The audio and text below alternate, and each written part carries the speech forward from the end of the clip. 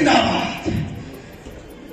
1931 और आज ही के दिन हमारे 3 वीर क्रांतिकारी यानी कि भगत सिंह, सुखदेव एंड राजगुरु, इनको फांसी दी गई थी। तो इसके रिलेटेड आज हम टुगेदर हुए है ना, तो इसके रिलेटेड थोड़ा बहुत आप लोगों को पता होना चाहिए। और इसी के रिलेटेड 3 हमारे जो स्पीच है वो रिलेटेड है भगत सिंह, सुखदेव एंड राजगुरु। सो मैं वेलकम करना चाहूंगा फर्स्ट ऑफ ऑल सबसे पहले as a Rajguru Devyanshi for the speech.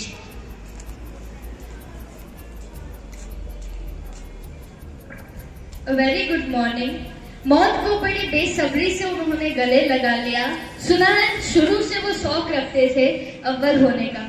Shivram Rajguru was born on 24 August 1908 at Indian Revolution from Maharashtra.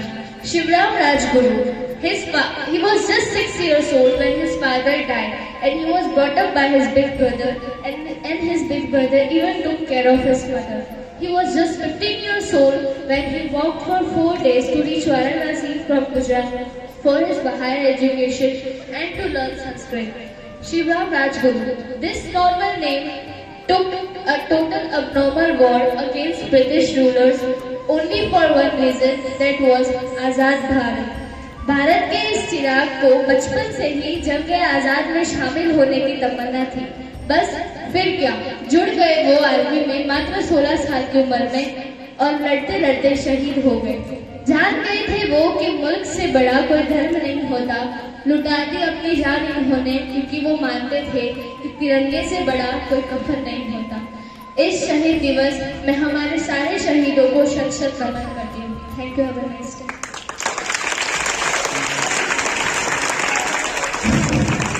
सरफरोशी की तमन्ना अब हमारे दिल में है। सरफरोशी की तमन्ना अब हमारे दिल में है। अरे देखना है जोर कितना बाजुए का दिल में है। तो ऐसे ही शानदार परफॉर्मेंस लेके आ रहे हैं एज अ सुखदेव, हमारे Sukhdev Avani. So most welcome.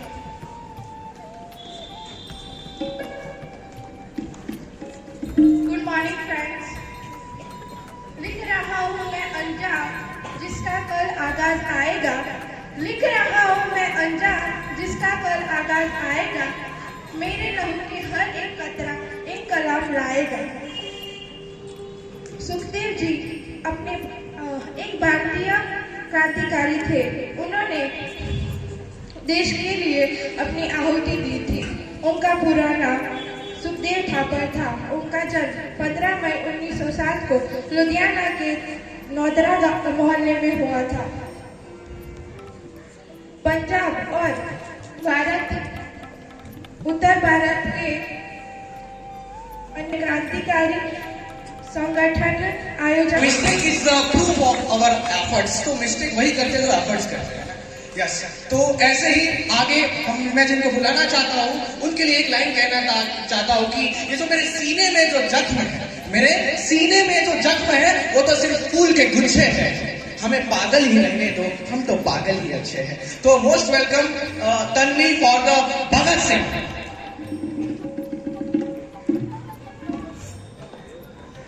Good morning. इस कदर वाकिफ है मेरी कलम मेरी जज्बातों से। इस कदर वाकिफ है मेरी कलम मेरी जज्बातों से। अगर मैं इश्क लिखना भी चाहूँ तो इनकलाब लिखा जाता है। अगर मैं इश्क लिखना भी चाहूँ तो इनकलाब लिखा जाता है। इस उत्कृष्ट और अप्राप्त क्रांतिकारी का जन्म 28 सितंबर 1907 को पंजाब के दोआब जिले में एक संधू जात परिवार में हुआ था। उन्हें सभी भारतीयों द्वारा भगत सिंह कहा जाता है। भगत सिंह ने काफी कम उम्र में स्वतंत्रता के संघर्ष में शामिल हुए और केवल 23 वर्ष की आयु में शहीद के रूप में शहीद हो गए। भगत सिंह की शिक्षा 13 वर्ष की आयु में उन्होंने स्कूल छोड़ दिया और फिर उन्होंने लाहौर के नेशनल कॉलेज में प्रवेश लिया। कॉलेज में उन्होंने यूरोपियन राष्ट्रवादी आंदोलन के बारे में अध्ययन किया। स्वतंत्रता के संग्राम के बारे में भगत सिंह की भागीदारी। भगत सिंह ने राष्ट्रीय आंदोलन के बारे में कई लेख पढ़े और फिर वह 1925 में काफी प्रेरित हुए। राष्ट्रीय आंदोलन के बारे में भगत सिंह ने नौजवान भारत सभा की स्थापना की, जिससे वह काफी प्रेरित थे। बाद में वह नेशनल एसोसिएशन में शामिल हुए, जहां वह राजदेव, सुखदेव और चंद्रशेखर आजाद के संपर्क में आए। भविष्य के लिए कई महत्वपूर्ण मोड़। ब्रिटिश सरकार ने भारतीय के लिए स्वतंत्रता पर चर्चा करने के लिए साइमन कमीशन का आयोजन किया, लेकिन कई राजनीतिक संगठनों द्वारा उसका बहिष्कार किया गया था। उसमें इसीलिए इस आयोजन में किसी भी भारतीय प्रतिनिधि को शामिल नहीं किया गया था। लाला लाजपत राय जी ने इसका विरोध किया और जुलूस का नेतृत्व किया। भीड़ को नियंत्रित करने के लिए पुलिस ने लाठीचार्ज किया। लाठीचार्ज के कारण पुलिस ने कई प्रदर्शनकारियों को बेरहमी से मार दिया। लाला लाजपत राय जी गंभीर रूप से घायल हो गए, उनको अस्पताल में भर्ती किया गया था। कुछ दिनों बाद लाला लाजपत राय जी शहीद हो गए थे। इस घटना के कारण भगत सिंह को दुख हुआ और उन्होंने लाला जी की मौत का बदला लेने के लिए योजना बनाई। उन्होंने ब्रिटिश पुलिस अधिकारी जॉन टी सैंडर्स की हत्या कर दी। बाद में उन्होंने और उनके सहयोगियों ने दिल्ली केंद्रीय विधानसभा पर बमबारी की। परीक्षण अवधि के दौरान भगत सिंह ने जेल में भूख हड़ताल की। बाद में उन्होंने उनके षड्यंत्रकारियों ने राजदेव, सुखदेव और भगत सिंह को 23 मार्च 1931 में फांसी दी गई थी। न पूछो जमाने से हमारी कहानी, न पूछो जमाने से हमारी क्या है कहानी। हमारी पहचान तो सिर्फ यही है कि हम हैं सिर्फ हिंदुस्तानी। हमारी तो पहचान सिर्फ यही है कि हम हैं सिर्फ हिंदुस्तानी।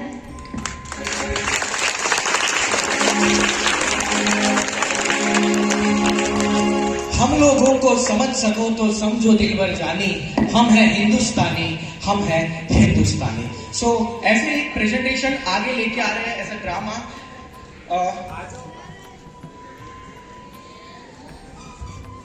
करने के बाद लाला लाजपत राय को हॉस्पिटल में भर्ती किया गया और लाला लाजपत राय जी की हॉस्पिटल में मृत्यु हो गई थी।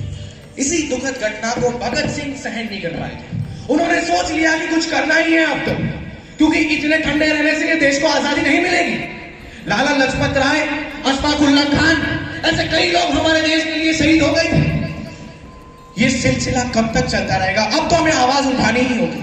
तो उन्होंने सैंडर्स जैसे कुछ अंग्रेज अफसर को गोली मार दी और जिनके कान बहरे थे उनको सुनाने के लिए लो इंटेंसिटी का बॉम्ब ब्लास्ट किया था उनकी संसद के अंदर।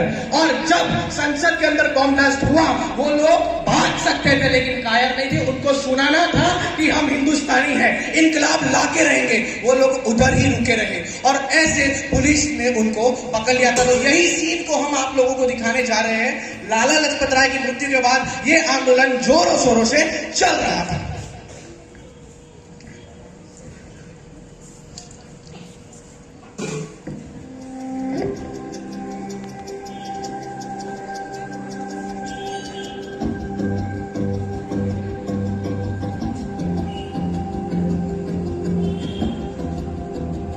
इनकलाब, इनकलाब, इनकलाब, इनकलाब, इनकलाब, इनकलाब, इनकलाब, इनकलाब, इनकलाब, इनकलाब, इनकलाब, इनकलाब। चलो इनको जेल में ले चलो। इनकलाब, इनकलाब, इनकलाब, इनकलाब, इनकलाब, इनकलाब, इनकलाब, इनकलाब, इनकलाब, इनकलाब। सो ऐसे ही इन लोगों को जेल में डाल दिया। और जैसे कि आप सब लोग देख सकते हो, ऐसे जो हमारे आजादी के लिए लड़ रहे थे कितने जुल्म किए गए थे। ये तो ठीक है, जेल में खाना भी ठीक से नहीं मिल रहा था। सब लोगों को खाना अच्छे से नहीं मिल रहा था। तो भगत सिंह ने सोचा हम इधर भी अपनी आवाज चलाएंगे, हम लोग भूख हड़ताल करेंगे। तो देख सकते हो भूख हड़ताल कैसे होती है। इनकलाब, इनकलाब, नहीं खाना,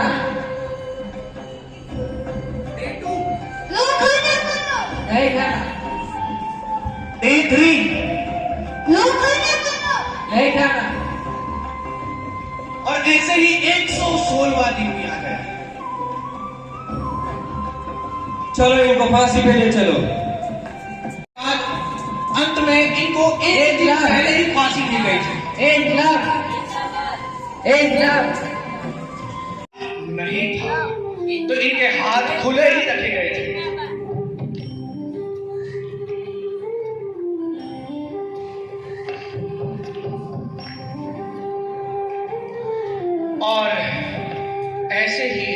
फांसी दी गई थी। ये जो जितना लग रहा है आपको ये इजी नहीं है, ये हंसी की बात नहीं है। ये जो हंसी हमारे चेहरों पे दिख रही है वो एवे नहीं आंदी है, इसके लिए बहुत स्ट्रगल हुआ है मेरे भाई। इन्हें जो दिख रहा है ना दोनों को वो ऐसे नहीं मिला है। मेरे भारत माँ को आजादी इन वीरों ने दिलाई है, कोई इक्कल दुक्कल नहीं था, बहुत सारे थे। अभी गिनाने बैठूंगा तो दिन के दिन और रात के रात कम पड़ जाएंगे, लेकिन ये नाम कभी खत्म नहीं होने वाले हैं। तो मेरी सिर्फ एक ही गुजारिश है कि इन आजाद भारत के लिए हम भी कुछ करें। एज अ स्टूडेंट हमारा भी कुछ फर्ज बनता है, सिर्फ हंस के चले जाना ये हमारा काम नहीं है। इसलिए आजादी नहीं मिली थी, भगत सिंह ने इसलिए आजादी नहीं दिलवाई थी कि हमारे नौजवान फिर इक्कल दुक्कल होकर बिखर जाए। वो ऐसा बोल दे कि ये तो मेरे लिए नहीं है, ये तो भारत कोई और है। अरे भारत हम सब मिलके एक भारत है, हंसी की बात नहीं है ना। भगत सिंह ने कहा था कि इस कदर वाकिफ है मेरी कलम मेरे जज्बातों से, इस कदर वाकिफ है मेरी कलम मेरे जज्बातों से कि अगर मैं शायद इश्क भी लिखना चाहूँ ना तो इनकलाब लिख जाता हूँ। इश्क भी लिखना चाहूँ तो इनकलाब लिख जाता हूँ। इनकलाब जिंदाबाद। जय हिंद, जय भारत। Thank so much.